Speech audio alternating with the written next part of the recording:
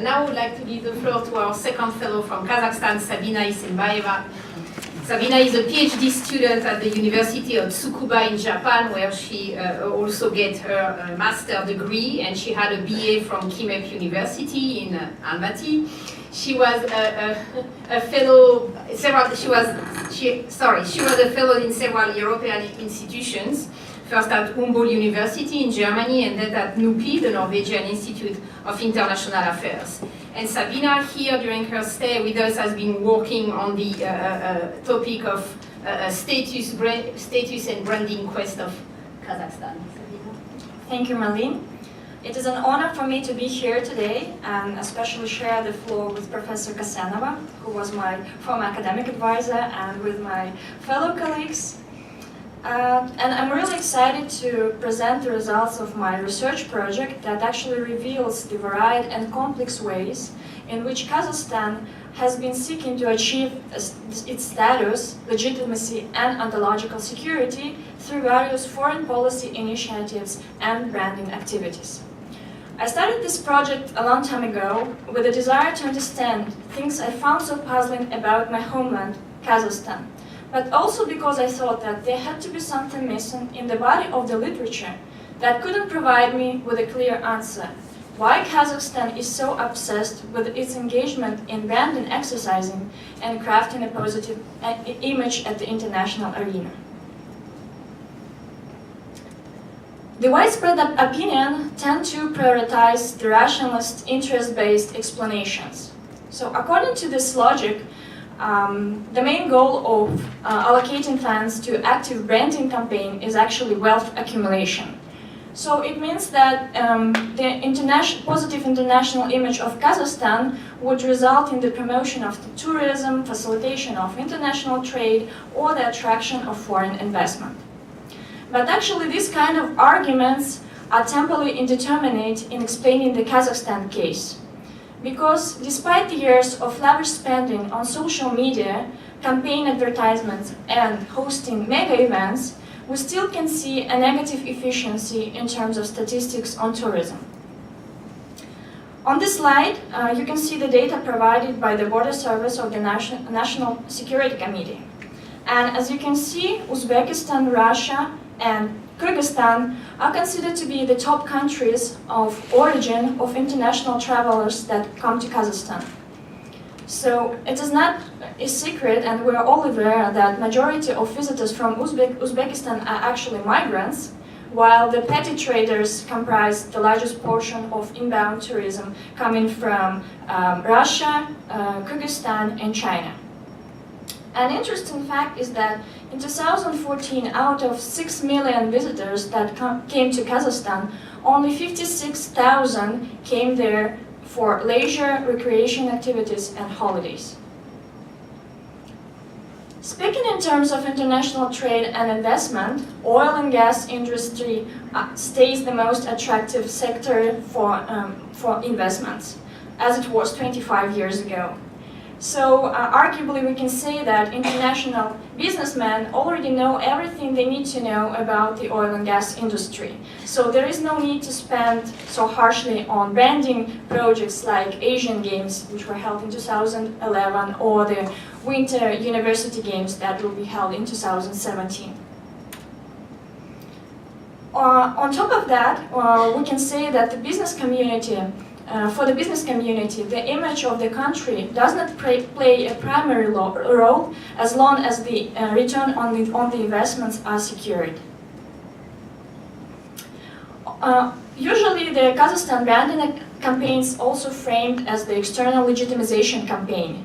So it means like through internal engagement, Kazakhstan claims its external legitimacy and try to broadcast its inwards to the domestic society.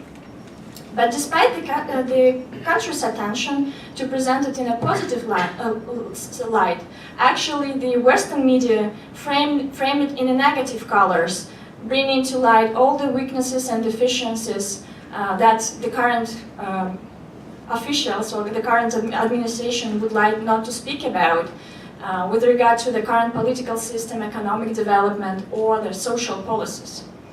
Here you can see some of the examples how the media in the West framed the Kazakhstan initiatives with regard to the PR. Beijing and Almaty contest Winter Olympics in human rights nightmare. Or, for instance, the Expo in Kazakhstan becomes the corruption show. On top of that, the population has a skeptical attitude with regards to these events, labeling them as a necessary branding initiatives of the government. For instance, 2 years ago, the residents of Almaty signed the petition requesting to withdraw the bid for hosting the 2022 Olympic Games. But actually, these voices remain unheard. In contrast to it, Norway, where public also express its negative sentiments with regards to the Norwegian bid for hosting the Olympic Games, they actually withdrew its bid. This kind of incidents actually undermine the claims of Kazakhstan of being a democratic country. So, considering the rationalist explanation as insufficient to explain the Kazakhstan case, I adopt a constructivist stance in my analysis. So thus, I interrogate the foreign policies and branding initiatives of Kazakhstan as a part of government's national building efforts at the domestic level and the representation of the self-identity at the international level. Given the fact that my argument is comprised of three parts, I will start with the Kazakhstan quest for status. As you all know, Kazakhstan gained independence in 1991, and since that time it has proven to become a proactive foreign policy actor. In 1982, Kazakhstan started its denuclearization process, and actually this helped Kazakhstan to obtain a platform from which it could base its international stance and develop into the leader in nuclear non-proliferation process. For instance, in 2015, the Atomic Energy Agency and Kazakhstan signed the agreement to set up low enriched uranium fuel bank in Oskimyn in Kazakhstan. And the same year, the United Nations adopted the nuclear-free world declaration proposed by the president of Kazakhstan. Among other famous initiatives of Kazakhstan, here you can see the initiation of conference of SICA, which was proposed in 1992, the Dialogue of Civilization, the Eurasian Economic Union, and eventually the 2017 United Nations Security Council bid. The argument of the Kazakhstan quest for status is also supported by the fact that one of the main goals of Kazakhstan is to enter the club of the 30th most developed nations, claiming that it has already entered the club of the 50th most developed nations in the world. Here we can also think about the Kazakhstan initiative of KazAID, by analogy with the USAID. So we cannot explain this kind of initiatives from the rationalist stance given the economic situation that Kazakhstan is currently has been in. On top of that, Kazakhstan has been presents itself not only as a model for nuclear disarmament or the model for inter-ethnic relations, but also as a model for other transitioning countries. It has been named itself as a Central Asian snow leopard, and also with a desire to be a leader in the Central Asian region and the former post-Soviet space. Kazakhstan has often vocalized its irritation to be grouped with other stance countries, because some may see this stand ending as a label of backwardness.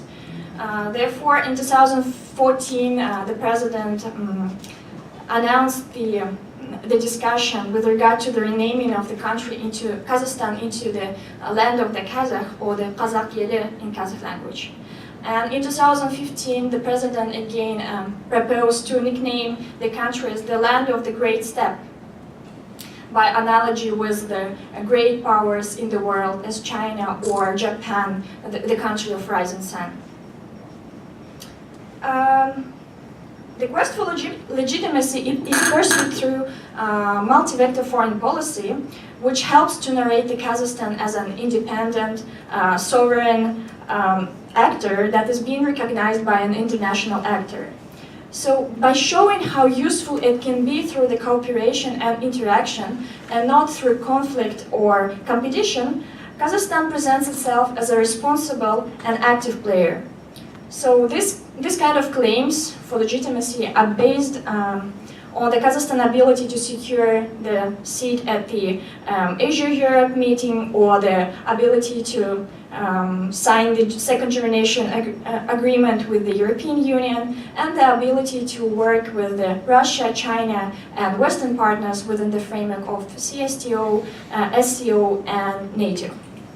Thus, negotiations with regards to the entering the WTO in Kazakhstan is always framed as the ability of the government to take a strong stand to protect the national interests, rather than slow improvement and lack of ability to meet the requirements. Finally, both quest for status and quest for legitimacy cannot be understood separately from the quest for ontological security, or the security of the subjective self, which enables and actually motivates the action of the country. So, conceptualizing the state as a narrative, we can explain how the actors choose a course of action that actually confirms to the self-identity of the Kazakhstan. So in contrast to rationalist accounts that where the security or survival of the country are achieved through military capabilities, actors can also engage in ontological security behavior, which provides them with a continuity and order in events that affirm the self of identity. So, ontologically secure actor may be defined as an actor that able to keep a particular narrative going by matching the claims with the actions that made the identity possible. How the identity is formed? The identity forms through past actions and experiences. So the narrative should have a foundational myth. In the context of Kazakhstan, the life story of Kazakh actually serves as a reference point.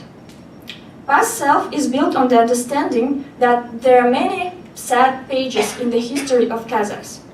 Famine of 1932-33, collectivization, or the Russian colonization.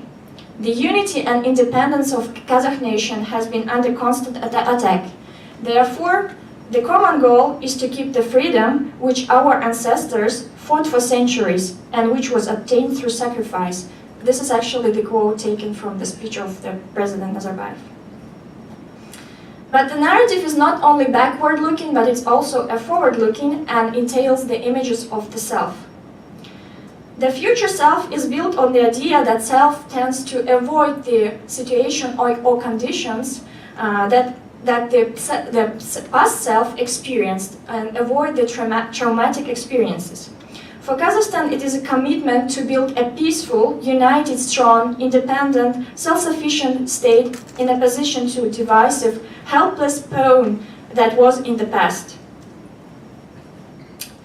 In the beginning of the presentation, I mentioned that the state was seen in this research project as a narrative. But it doesn't mean that we're speaking about the state in an abstract term. So the past and future self should have a particular place where the memories and experiences and visions are actually occur. So the Kazakh Steppe is actually the site of the construction and the reconstruction of the Kazakh self, the so-called the memory space.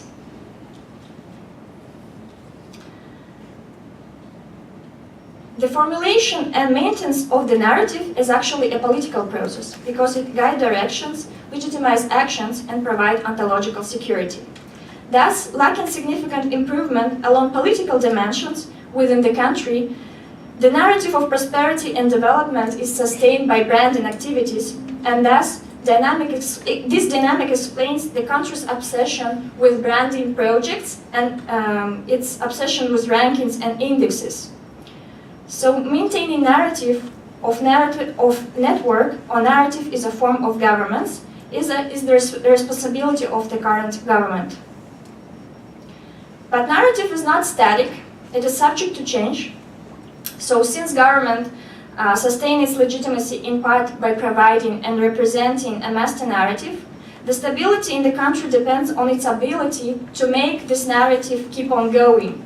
So the recent land reforms, in fact, challenge the narrative that present the current government as the protector of the independence of the Kazakh land, and actually delegitimize the government's course of action as a result of the dissonance between the self and the identity and the proposed actions, the so-called land reforms. In other words, this change to the narrative doesn't resonate with a large section of the society. That's why we can see this rise of protest. So as Kasımhan has made a fantastic presentation and made my work easier, I will not go into details with regard to the economic situation in the country, but we can see that without introduction of the correction measures, we might expect another mismatch between the self-identity with regard to presenting Kazakhstan as a prosperous state, a leader of the Central Asian region, without the economic capabilities. Here I am referring to the status aspiration projects, branding campaigns, and etc. So now Kazakhstan can be conceptualized as an ontologically insecure actor. So there is a wide of dimensions when Kazakhstan can come out on top and gain international status from the members of the international lead world order.